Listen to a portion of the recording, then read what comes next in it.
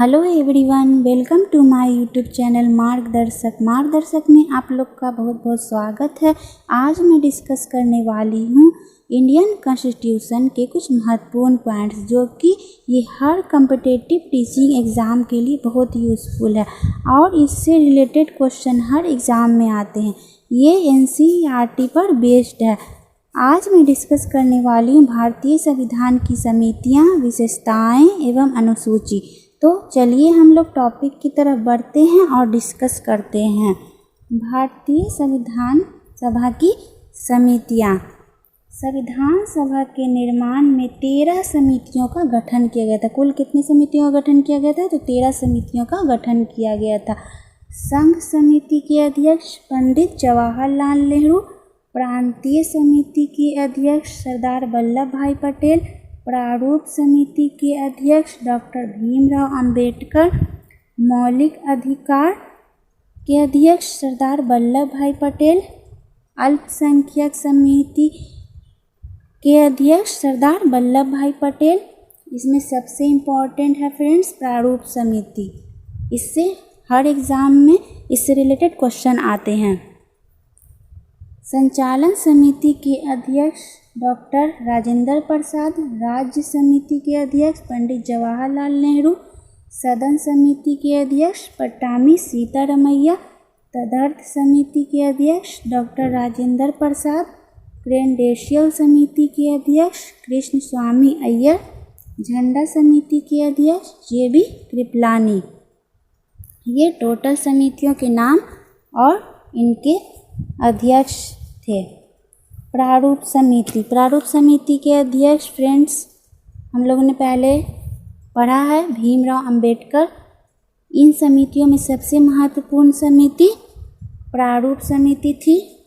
इसमें अध्यक्ष सहित 7 सदस्य थे और इसमें कुल 9 लोगों ने कार्य किया था।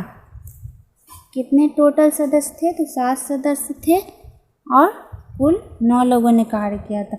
डॉक्टर भीमराव अंबेडकर कहाँ से संविधान सभा के सदस्य चुने गए थे? तो पश्चिम बंगाल से संविधान सभा के सदस्य चुने गए थे।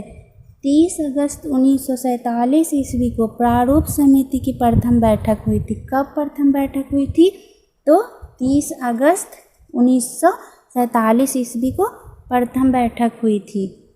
संविधान के प्रारूप पर 114 दिनों तक चर्चा की गई। कितने दिनों तक चर्चा की गई थी? तो 114 दिनों तक चर्चा की गई। इस दौरान तैयार प्रारूप का 3 बार वाचन किया गया, यानी विचार विमर्श कितने दिनों तक किया गया? तो 114 दिनों तक। वाचन 3 बार किया गया।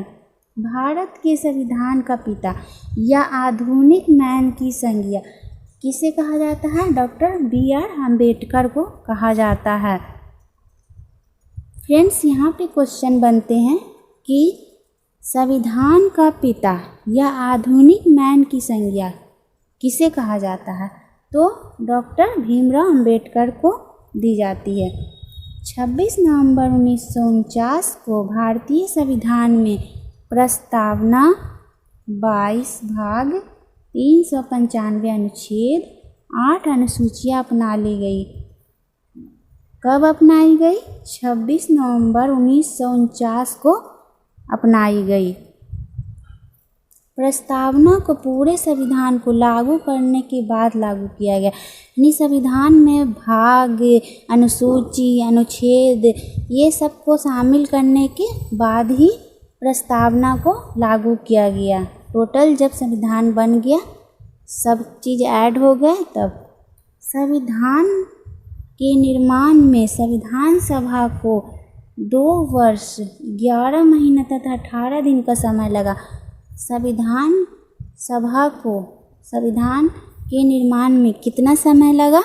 तो 2 वर्ष 11 महीना तथा 18 दिन का समय लगा।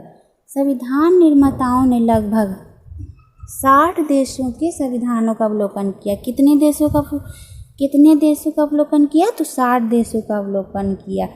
इस पर 284 सदस्यों ने हस्ताक्षर किए, जिनमें 8 महिलाएं शामिल थी। कुल कितने लोगों ने हस्ताक्षर किए थे? तो 284 सदस्यों ने, जिसमें महिलाएं कितनी थी? तो 8 थी। संविधान सभा ने 26 नवंबर 1949 को संविधान को अंगीकार किया। कब अंगीकार किया? तो 26 नवंबर 1949 को अंगीकार किया। इसके कुछ समय पश्चात 26 जनवरी 1950 को संपूर्ण संविधान को लागू किया गया। लागू कब किया गया? 26 जनवरी 1950 को संपूर्ण संविधान को लागू किया गया।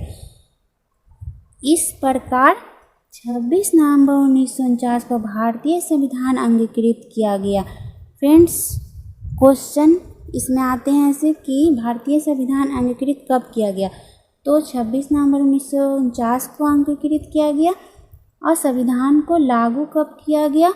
तो 26 जनवरी 1950 को लागू किया गया। BN राव ने संविधान का जो प्रारूप तैयार किया था उसको अंतिम रूप देने का कार्य प्रारूप समिति ने किया था।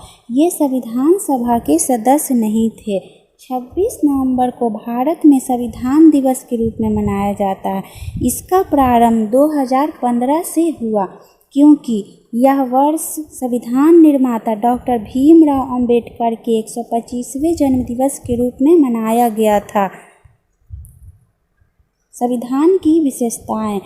संविधान के 2 रूप होते हैं, एक लिखित होते हैं और एक अलिखित होते हैं। विश्व का पहला लिखित संविधान अमेरिका का है।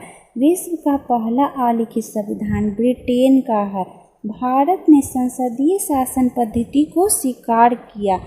भारत का संविधान लिखित एवं विस्तृत संविधान है, यानी भारत का संविधान बहुत बड़ा है।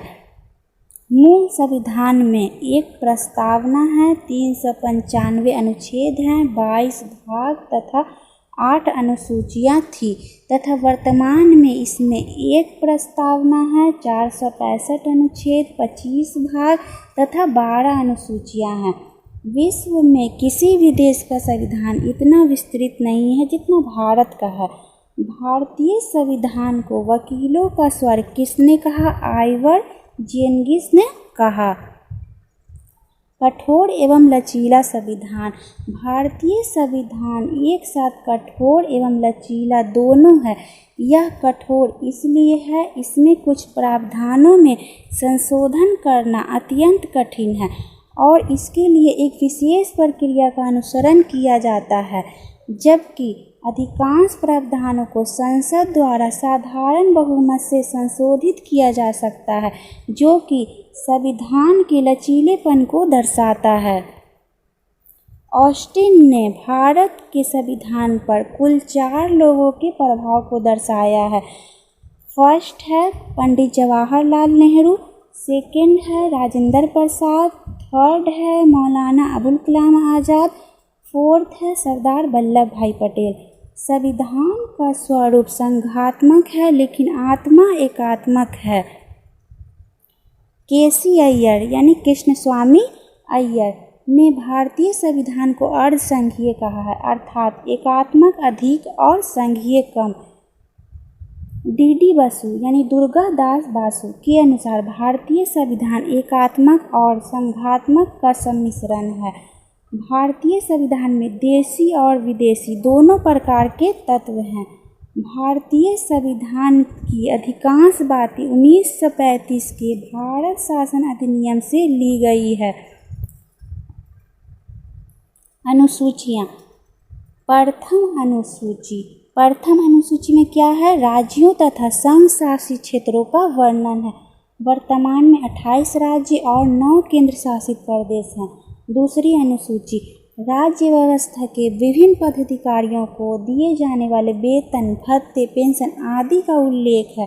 राष्ट्रपति, राज्यपाल, संसद के अध्यक्ष तथा उपाध्यक्ष, सर्वोच्च न्यायालय के न्यायाधीश एवं नियंत्रक एवं महालेखा परीक्षा के पेंशन, भत्ते आदि इन सब के उल्लेख हैं। तीसरी अनुसूची शपथ, जैसे मुख्यमंत्री, राष्ट्रपति, राज्यपाल आदि के शपथ होते हैं वैसे ही। चौथी अनुसूची राज्यसभा की सीटों के आवंटन का उल्लेख। 5वीं अनुसूची अनुसूचित जाति तथा अनुसूचित जनजाति के प्रशासन एवं नियंत्रण का उल्लेख। 6ठी अनुसूची असम, मेघालय, त्रिपुरा तथा मिजोरम जनजाति क्षेत्रों के प्रशासन का उल्लेख। 7वीं अनुसूची को 3 भागों में विभाजित किया गया है। फर्स्ट है संघ सूची, केंद्र सरकार। सेकंड है राज्य सूची, राज्य सरकार। थर्ड है समवर्ती सूची, केंद्र और राज्य सरकार। केंद्र सरकार का कानून राज्य सरकार से अधिक प्रभावशाली होता है, यानी केंद्र सरकार की बात माननी होती है राज्य सरकार को। 8वीं अनुसूची में भाषाओं का उल्लेख है। 22 भाषाओं को संविधान द्वारा मान्यता प्राप्त है, जैसे मलयालम, कन्नड़, गुजराती आदि का इसमें उल्लेख है 8वीं अनुसूची में। 9वीं अनुसूची में राज्यों तथा संपत्ति के द्वारा अधिग्रहण का उल्लेख किया गया है, मतलब राज्य द्वारा संपत्ति के अधिग्रहण का उल्लेख किया गया है। भूमि सुधार संबंधी कानून, जो कि न्यायिक समीक्षा से बाहर है, इसे पहले संविधान संशोधन 1951 में जोड़ा गया था 9वीं अनुसूची को। 10वीं अनुसूची में दल बदल अधिनियम का उल्लेख किया गया है, इसे 52वें संविधान संशोधन के तहत 1985 में जोड़ा गया था 10वीं अनुसूची को। 11वीं अनुसूची में 73वें संविधान संशोधन 1993 में जोड़ा गया। इसमें पंचायती राज व्यवस्था का उल्लेख किया गया है। इसमें टोटल 29 विषय हैं। 12वीं अनुसूची 74वें संविधान संशोधन 1993 में जोड़ा गया। इसमें नगर निकायों का उल्लेख किया गया है। इसमें टोटल 18 विषय हैं। फ्रेंड्स, आज मैंने जो कुछ भी पढ़ाया है, कहीं भी कोई भी डाउट हो, कोई भी कन्फ्यूज़न हो, तो आप तुरंत मुझसे कमेंट बॉक्स में पूछ सकते हैं। अगर मेरी वीडियो आपको अच्छी लगती है तो प्लीज़ मेरे चैनल को लाइक कीजिए, सब्सक्राइब कीजिए एंड ज़्यादा से ज़्यादा शेयर कीजिए। Thank you for watching.